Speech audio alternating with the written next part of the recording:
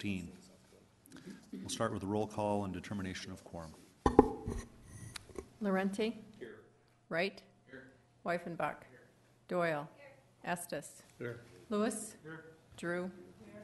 Roberts? Here. Nordstrom? Here. Scott? Here. We have quorum. Thank you. Now we'll go on to our invocation, followed by the Pledge of Allegiance. And our invocation tonight will be by Debbie Pack of Habitat for Humanity. Please pray with me. Mighty God the Father, we come before you humbly with hope. And Father, we just ask that you would give clarity of mind to our mayor and council. We thank you, Lord, for their commitment to serve in this community. Father God, we ask for protection and courage for those who serve to protect and watch over us in this community. We ask for your provision and thank you for it each day. In Jesus' name I pray. Amen. I pledge allegiance to the United States.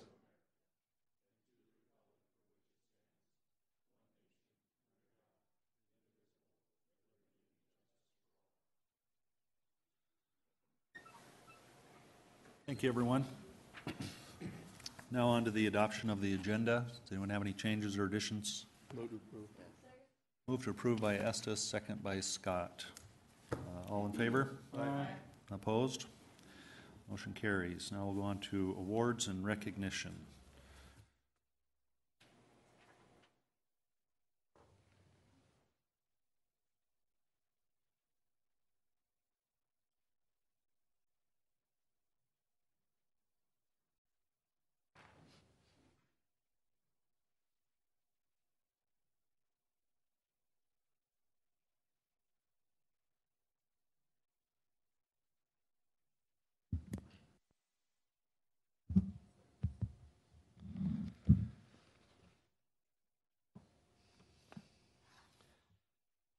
Tonight's Veteran of the Month is Staff Sergeant Aaron Bonner. Come on down.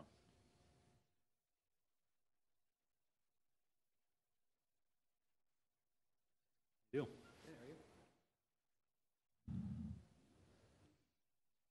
Staff Sergeant Aaron Bonner is primary instructor for the Samuel O. Turner Airman Leadership School at Ellsworth Air Force Base, South Dakota. As a member of the ALS staff, he is responsible for helping train up to 215 future supervisors and non-commissioned officers annually. He trains tomorrow's supervisors in curriculum areas pertaining to leadership, management, communication, and the profession of arms. Sergeant Bonner was born at Loring Air Force Base Hospital in Limestone, Maine on 28 August 1987. He graduated from Trinity Christian School in 2006. In March 2008, Sergeant Bonner joined the United States Air Force. Upon graduation from basic military training, Sergeant Bonner received Loadmaster training for C-130s at Little Rock Air Force Base, Arkansas.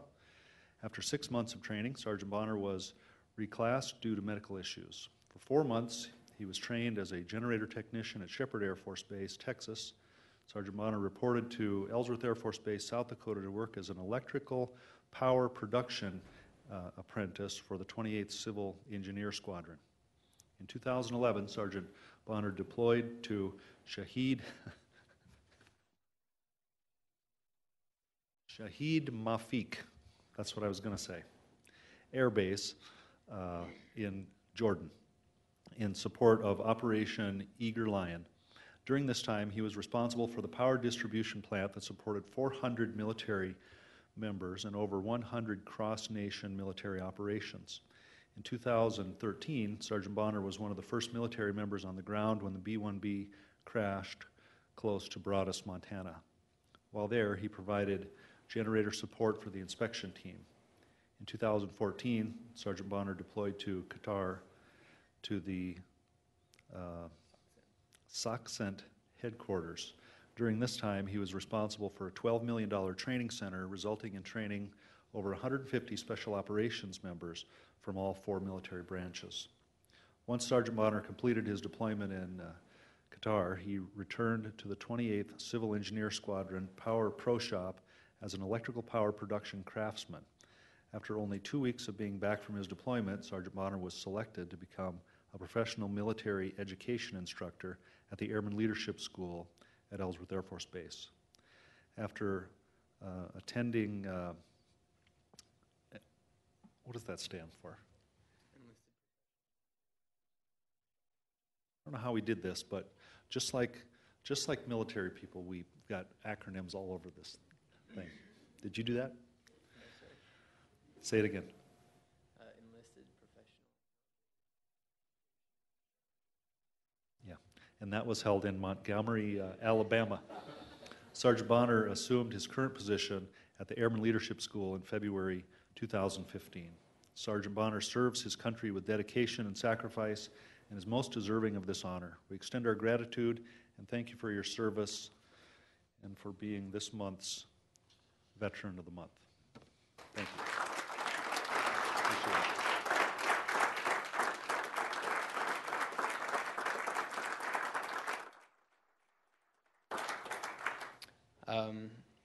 It's not every day that you see a community come together to honor vets, so this is a huge honor for me, personally, for my family.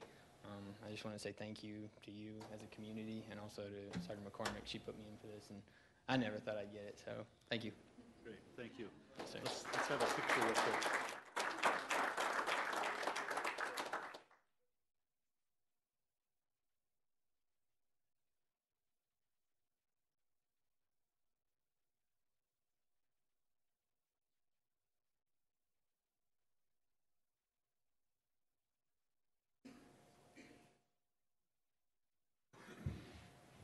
Now we have a couple of employee recognitions.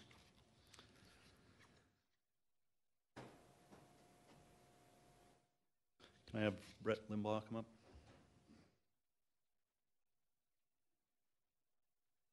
And also Jeff Loris.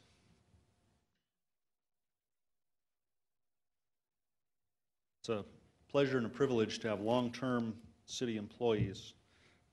This one, Jeff Loris, for 25 years of service. Congratulations. Thank you very much. And we'll turn the mic over to the Department Director, Brett Limbaugh.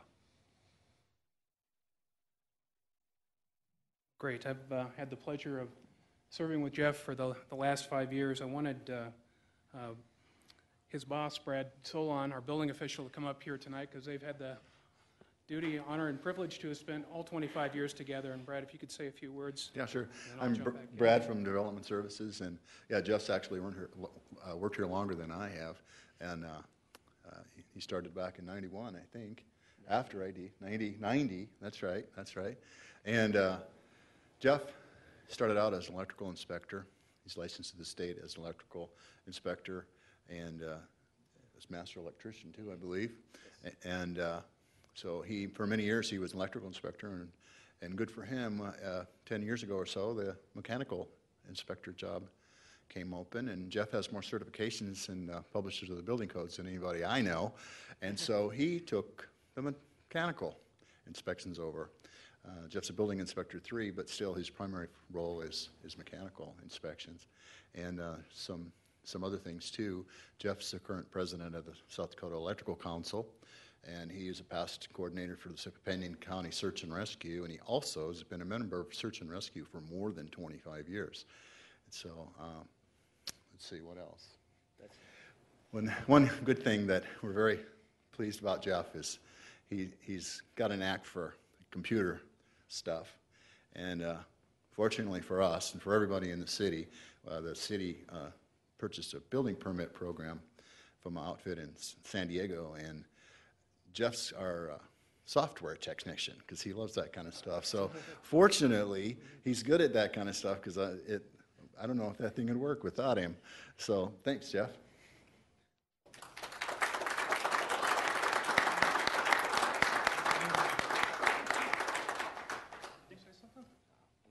Sing a song? Kelly's good at software because he doesn't have as much gray hair as us.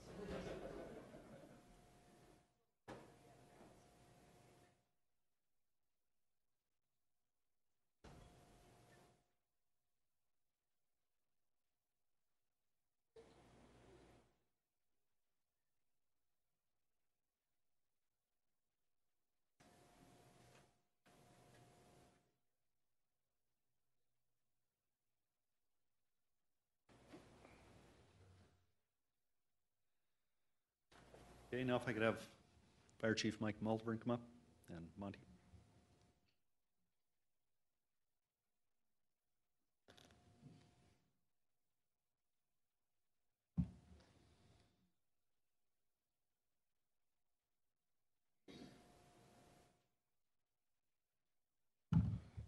Well, similar to Jerry's award tonight, we have a special employee of ours that's also being recognized for 20 years of service. Monty Mertes, standing here to my left, is a lieutenant with the fire department. He began his career in 1995, and in 2009 he was promoted to lieutenant, where he currently is serving at our Station 3 on the west side of town on Federal Avenue. That is a unique station in that it houses our technical rescue team, which is comprised of, about 18 or so members. And they're also tied to a state team, which is called South Dakota Task Force 1. And so they're a regional response team that can go anywhere throughout the state and perform some of the most technical and most difficult rescues that the state can see. And we were witness to that here just a few weeks ago when we had a trench rescue down near Hermosa. And Monty showed up off duty and took control of the situation with a couple of other supervisors and spent about 5.5 hours down there rescuing 2 individuals, which I'm fairly certain without their training and dedication, the outcome of that rescue probably would have been different. So there's a tremendous amount of work that goes into the job that Monty currently has and the functions they do for not just the city, but the county and the region as a whole. So also, I want to mention that Monty also has served 20 years with the military and recently retired with 20 years plus of service. He was a member of the South Dakota Army National Guard, assigned out here to one of the Blackhawks as a medic, and then also, I guess, kind of switched hats a little bit and became a Navy corpsman, where he was assigned to a recon battalion for the Marines, correct? And again, retired with over 20 years of service with the military. So combined, Monty has dedicated over 40 years of service to either the country or our community, and for that we're certainly thankful for both of the hats that he's worn throughout his career. But Monty's an informal leader. Do not volunteer to go for a run with him or work out, because he will make you look really bad. So he's an excellent employee, and I wish we had dozens more just like him, and I'm glad to stand up here and recognize him for 20 years. Thanks, Monty.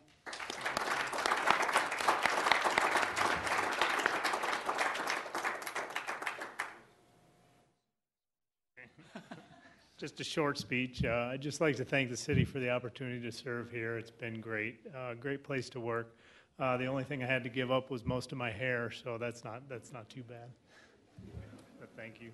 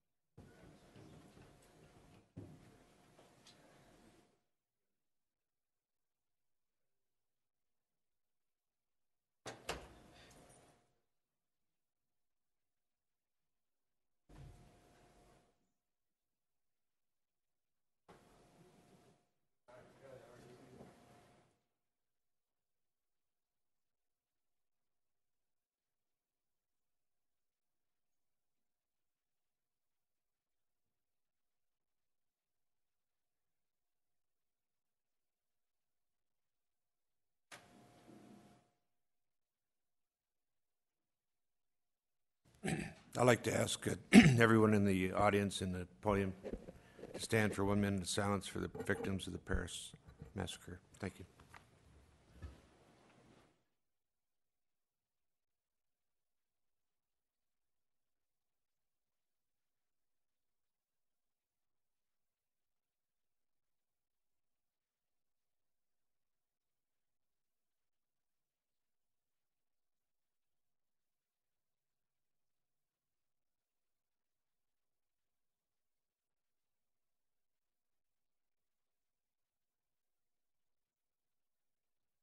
Thank you.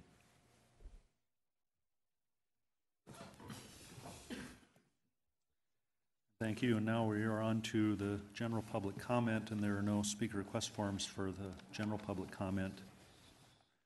So we'll go into the non-public hearing items, items 1 through 111A, and we'll open public comment on items 1 through 42. I have one speaker request form from Dennis Jenner, item number 41.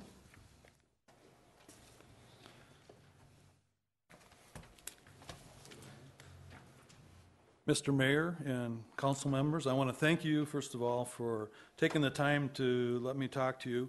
I want to talk to you about item number 41, the purchase of two new skid steer loaders.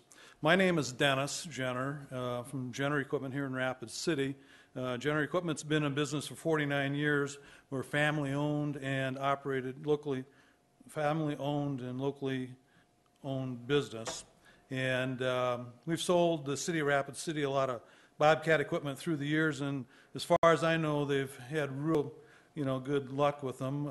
They've worked good for you, and I want to thank you for the business that we've gotten from you in the past.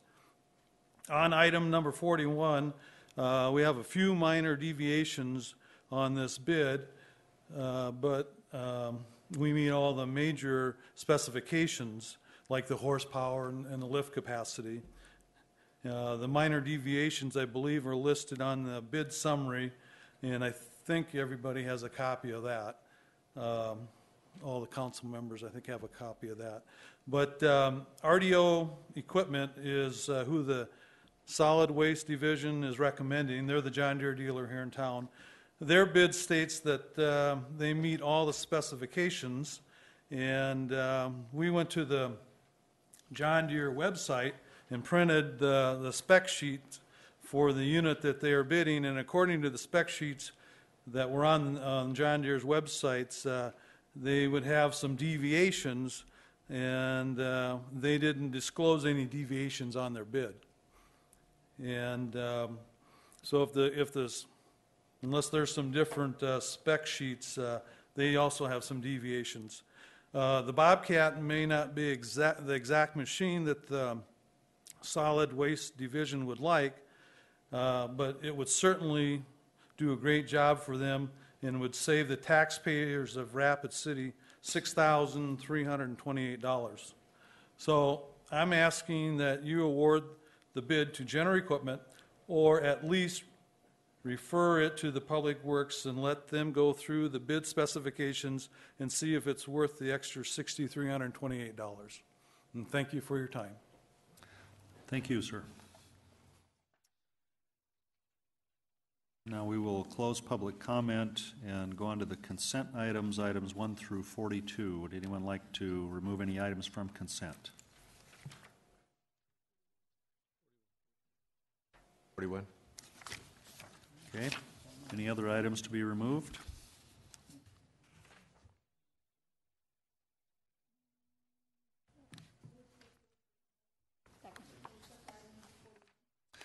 Okay, I have a motion and a second to approve all of the items on consent with the exception of item number 41. All those in favor say aye. Aye. Opposed say no. Motion carries. Now we'll go on to item number 41. We'll go to Jerry Wright.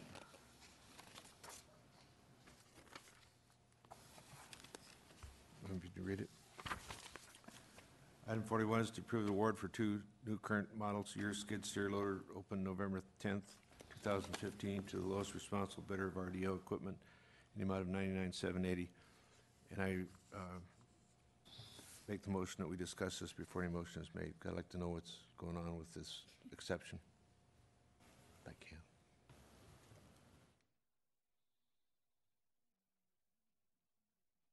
Yes. Seems like we're going to need a motion to have discussion on this item. Mayor, I'd like to make a motion to approve for discussion. Okay. I have a motion to approve and a second, and we'll go back to Jerry Wright. Carl, explain the reason that you elected this machine versus the John Deere versus the Bobcat as per the discussion with Dennis Jenner, please. Attached to the agenda, I did include a summary of the bids for the skid loader. While Jenner was the lowest bidder, I did list out the number of exceptions that they did have to our bid specifications. The first one is that we had requested from all bidders a 5-year, 5,000 hour full parts and labor warranty. Jenner is not offering that warranty. They are offering just 5 years only on the drivetrain. So to us, that alone is critical. The other critical things that were to us, now please realize that we have had, for the last 7 years, we have had Bobcat skid loaders down at the material recovery facility. What is critical to us is that we be able to maintain these machines. The Jenner machines, the Bobcat machines do have stacked cooling units. The radiator, the oil cooler are stacked one on top of each other. While this may be efficient in some applications because of the material, the dust, the material that we work with, this is a problem that we have had for the last 7 years, is maintaining these machines for that. Other critical issues there too were the drive units. We asked for a direct couple drive. The Bobcats are belt driven. Again, just a number of different things that we had spec'd out. And if you look at there, we did have 2 vendors that bid that met all of those specifications. So it wasn't written specifically for one. RDO and Butler Cat both met all of the specifications. So it is our recommendation for that amount of money for what our needs are in the material recovery facility that we need something that will perform to our needs. They are good units. They work in other places. They just will not fit our needs in the solid waste division. Okay, thank you, Jerry. You still have a minute and a half. Thank you, Mayor. The question also is, the statement was made by Mr. Jenner that RDO's submission did not meet all the specs as advertised. Is that true? Or are they significant? Or what's going on? They did not claim any. We've done our due diligence with all of the vendors, asking for their materials, their specifications. After the last round, we did go through and revise many of the line item specifications so we could maintain or look for at least 2 qualified bidders. That is something that they have committed. They have done that. Our due diligence says that they can meet all of these specifications as listed. Thank you. Okay, now we'll go to Amanda Scott. Thank you, Mayor. May I address a question to Carl, please? Yes, you may. Thank you. And Carl, the only other question that the petitioner in the audience had brought up is, in your opinion then, is the differences, this warranty that you specified specifically for all parts and all services for 5 years, is that worth the $6,300? That, along with all of the other specifications, we believe that. We are using these machines 8 to 10 hours a day, 5 to 6 days per week. We do put them through their paces. So we definitely believe this. This is why we specified out something that is different from the past. We haven't done this in the past, but for our needs, and again, we felt this was something that would be beneficial to the city and to our division, that the 5 years full parts and labor warranty would be definitely beneficial. It does not take much to get $6,000 worth of work, especially on a 5-year-old machine. So yes, you believe that the cost justifies taking the bid from RDO?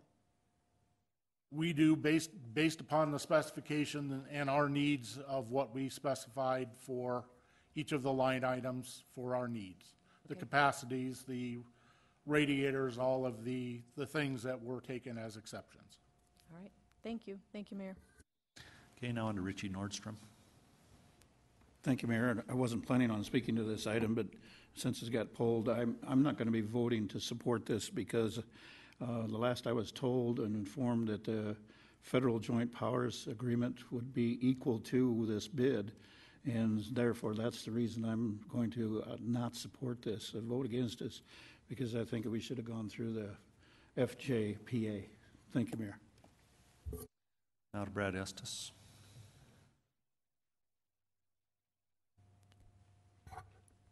Thank you, Mr. Mayor. Yeah, I've struggled with this. You know, I kind of like it when the staff figures out what the equipment they need and they can go to that federal plan. And, you know, all this equipment's good. I mean, we got two seasons here in Rapid City. We got winter and construction, and you see all these brands of equipment all over. And I know that the Bobcat equipment services very well in all the departments.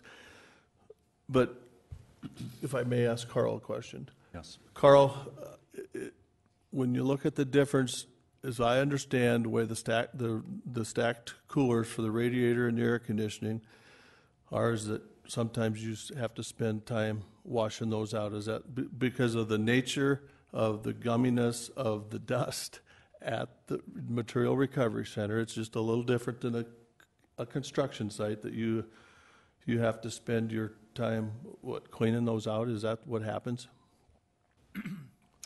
Yes, it is, and it's a matter of being able to access that.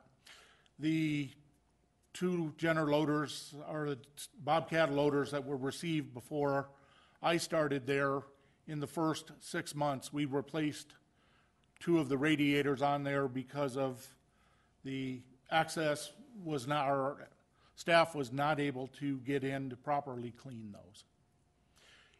And if you don't have cooled equipment, if you don't have that, again, it's nothing against Jenner, it's just the design versus what our needs are. Thank you. No, I have nothing against you. Our families go way back. I have all the respect in the world for the Jenners. I just, you know, I hate this process because we as elected officials start trying to decide what is and what isn't a critical spec, and it just drives me nuts. And I wanted at the very beginning to vote off the national contract and just to get the stuff bought. And I'm with Richie. I'm not going to support this. Thanks. Could I make a couple more comments? One of the council people can ask you a question. Okay.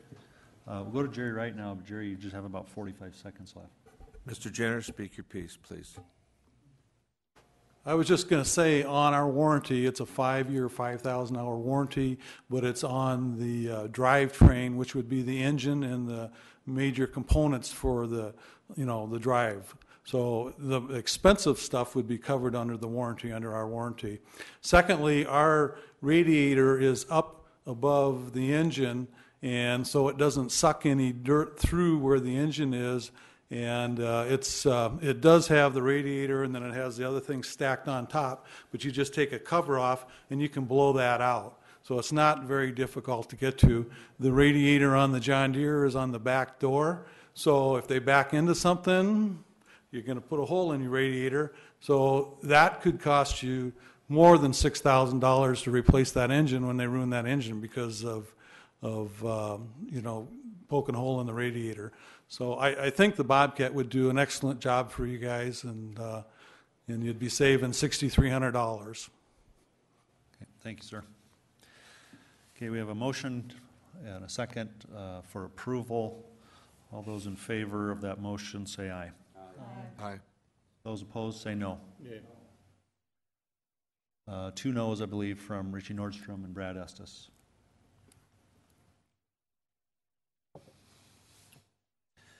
Okay, now we'll go on to non-consent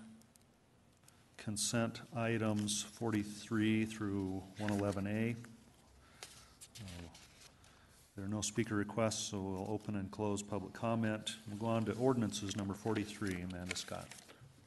Thank you, Mayor. Item number 43 is a second reading of ordinance number 6077, an ordinance to amend certain provisions in Chapter 15.48 of the Rapid City Municipal Code concerning manufactured homes and manufactured home parks. I make a motion to approve. Second. Second by Darla Drew. All those in favor say aye. Aye. Opposed, say no. Motion carries. Item number 44, first reading, ordinance number 6084, an ordinance amending section 17.06 of chapter 17 of the Rapid City Municipal Code, rezoning the within described property as requested by the City of Rapid City for a rezoning from no-use district to general agricultural district for property located north of Seeger Drive between future North Maple and Freeland Avenue. I make a motion to approve. Second. Second by Richie Nordstrom. All in favor say aye. Aye. Opposed, say no. Motion carries. On to number 45, under Public Works, we'll go to Charity Doyle. Thank you, Mayor. Item number 45 is an update on West Memorial Park implementation plan, and I will relinquish the floor.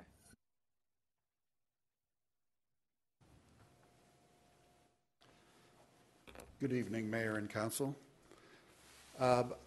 I would like to give you a brief update on the implementation plan for West Memorial Park. As you have seen in your packet, there is an updated implementation plan, as well as a letter from Destination Rapid City withdrawing their funding for this project. I want to just talk real briefly about how we got to this point.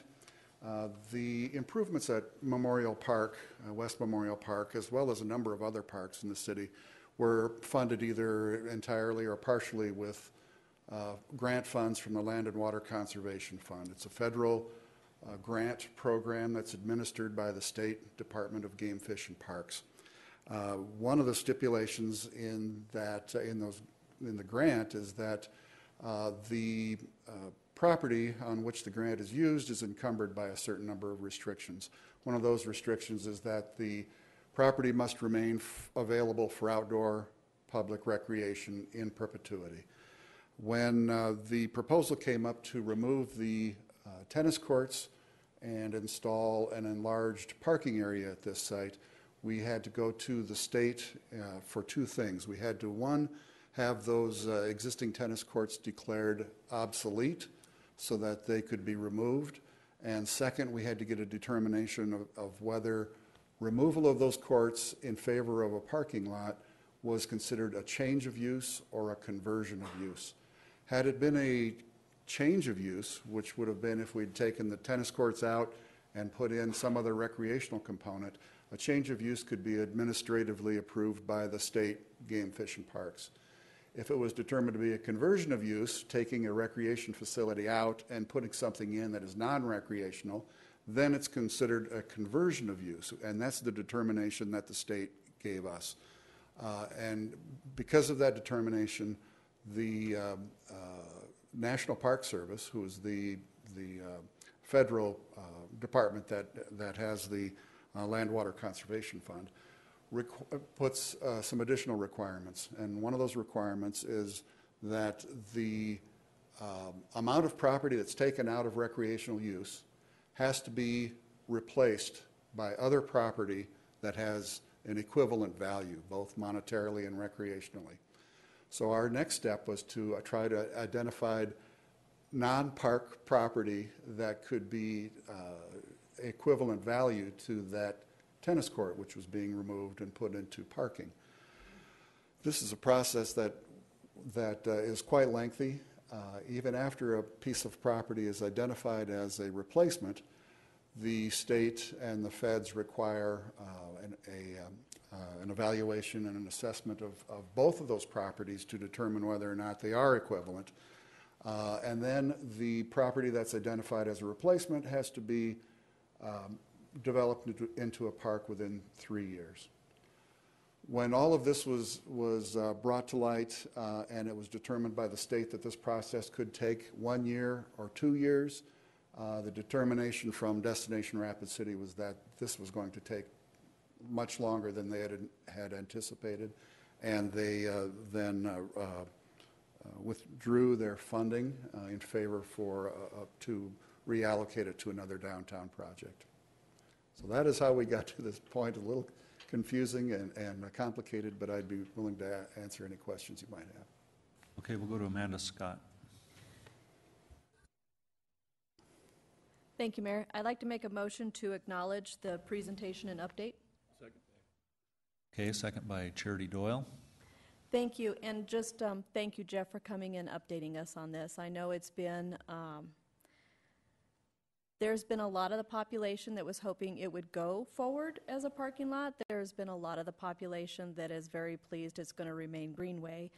It just puts the onus back on the city staff and the council members and the mayor to take a look at our parking, and we will reevaluate it again. But thank you for your presentation. Darla Drew. Thank you, Mayor. I'd also like to thank you for all your work on this because it was quite complicated what you went through. But I really feel that what we've come up with respects the original intent of the area to be a memorial and a parkway for the people of Rapid City and for the people that lost their lives in their homes during the flood that made room for that beautiful parkway, and now it will be restored to parkland, which is a lot of my constituents are very much in favor of that, so thank you. Jerry Wright. Thank you, Mayor.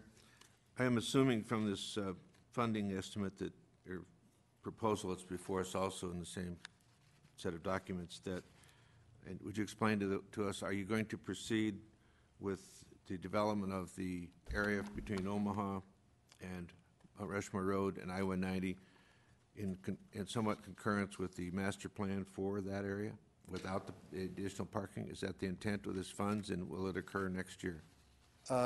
Yes, the intent of the funds is to beautify that area of West Memorial Park, and we will remove the tennis courts and put that area back into green space.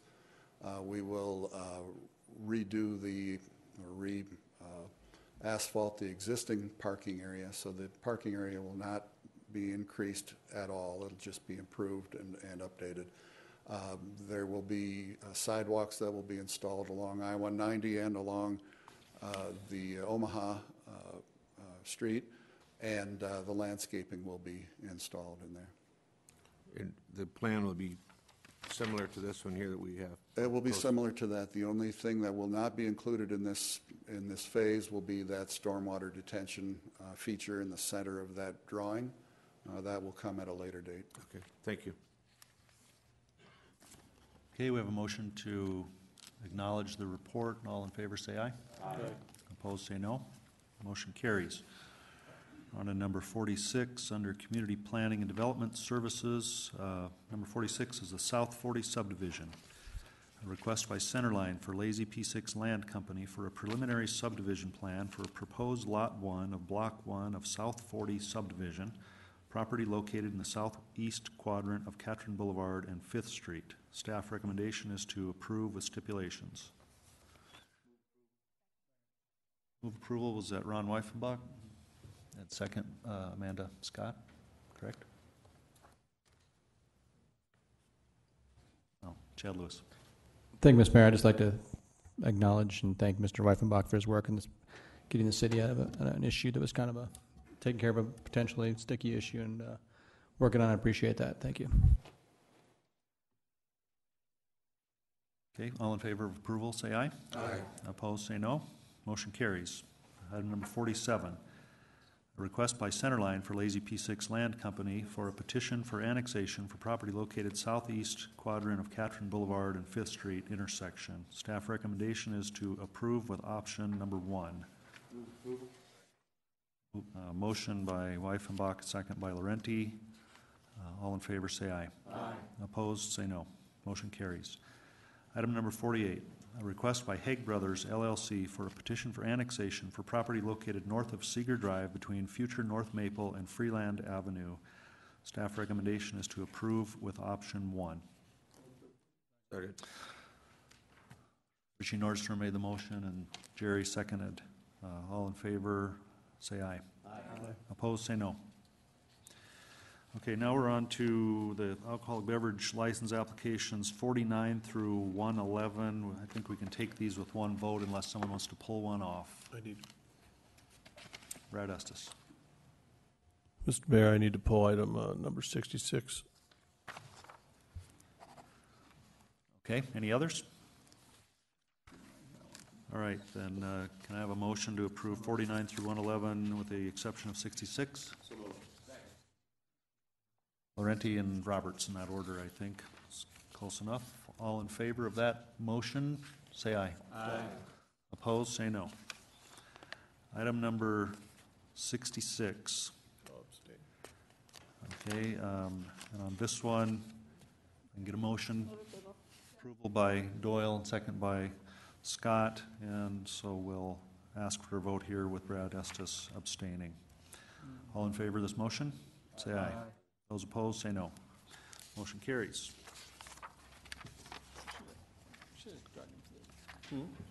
Now we're on to appeals, item number 111A. The appeal of a security license denial.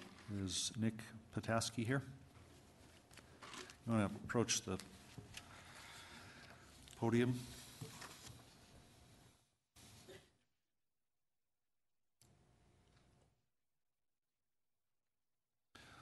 you like to address the council, sir? Yes, I would just like the opportunity to get it approved. I know I got the problem with the record, but I'm a full-time student. I take the job seriously. I've been doing it for a while, and I really just appreciate to get the license and continue on paying for school and doing the job. Okay. We'll go to Police Chief Carl Jageris. Thank you, Mayor. I did meet with Mr. Pataski last week and did discuss the criminal history that was of concern to me. My recommendation was that he consider reapplying after a year has gone by since the most recent incident that involved the DUI arrest and the marijuana possession, which was August of 15. So my recommendation to him was to wait for a year from August of 15. As you can see, the criminal history speaks for itself. There is what I would call an elevated degree of risk in that the behavior is repetitive. It's multiple occurrences within a short period of time. And then you'll notice that October of this year, he was issued a citation for working as a security guard without a license, and that was after being warned that he needed a license. So he is working for a local security company in town without a license.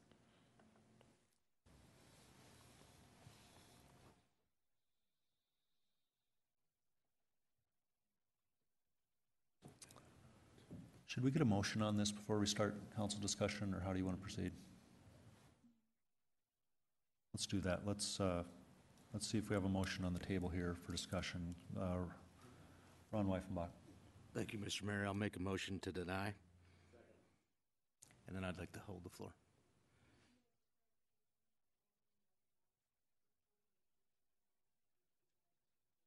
Yes, support the chief's denial. Yep.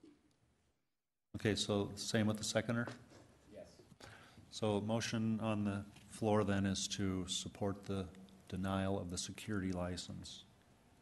I'm not here to beat Mr. Pataski up. I think the information stands on its own, but I have a question for Chief Jageris, Mr. Mayor. Go ahead. My question is that when we do the security companies that hire people, they know that they're supposed to have licenses to work for them? They do, and they also are required to have the company licensed, and in this case, the company is licensed and the owner is licensed as well. So the company that hired him was who? S&T Security. Mr. Mayor, I think that there's something that needs to be addressed at some point, that we do these licenses, they're not to be taken lightly. I mean, we do background checks. I think as long as I've been on the council, I've noticed that the chiefs that we've had have been fairly flexible, understanding, and but when we have a company that hires people without a license and they know that this is a requirement, I think we've got a bigger problem than just trying to, look at some of these appeals. And they don't come along that often, but I'm just saying that how many other people are out there without doing this. I think that there's a perception that when these places hire these professional companies to give them protection outside of the police department or whatever, I applaud that, and I think it's a wonderful thing. And there's certain safeguards that we put in place, and one of them is this licensing process to make sure the best that possibly can happen with these background checks and stuff is that those safeguards are in place. And this safeguard has been diverted by this company, and I have an issue with that. And I'm not sure how we address that, but I don't know if we could send them a letter, Mr. Mayor, or something that says, listen, this is, So I appreciate it. Thank you. Okay, motion on the floor is to uphold the denial of the security license. All in favor of that motion, say aye. Aye. Opposed, say no. Motion carries. Thank you guys for your time. You're welcome. Now, public hearing items 112, 120. There are no speaker request forms for comment, so we'll open and close public comment. And we'll go then to consent public hearing items 112 through 120. Does anyone like to remove any of these items? Steve Laurenti. Thank you, Mayor. Item 120, please. Okay, are there any others? Okay, so can I have a motion to approve with the exception of 120? So moved. Moved by Laurenti, second by Roberts. All in favor of that motion, say aye. Aye. Opposed, say no. Item number 120, we'll go to Steve Laurenti.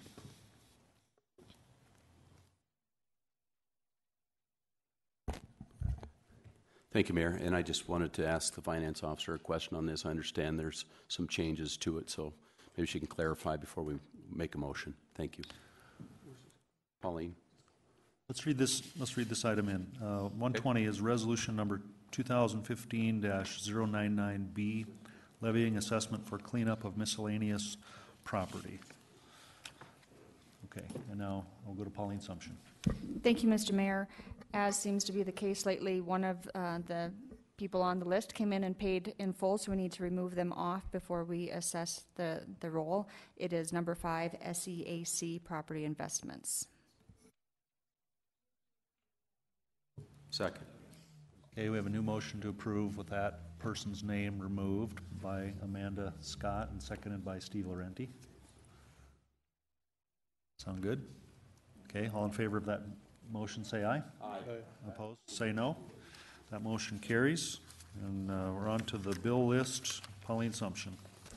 Thank you again, Mr. Mayor. There are no changes to the bill list, so the total is that which is attached at $7,607,275.29. Laurenti and Doyle moved and seconded. All in favor, say aye. Aye. Opposed? Motion carries. Richie Nordstrom, motion to adjourn. Second, Amanda Scott. All in favor, say aye. Aye. We are adjourned. Thank you.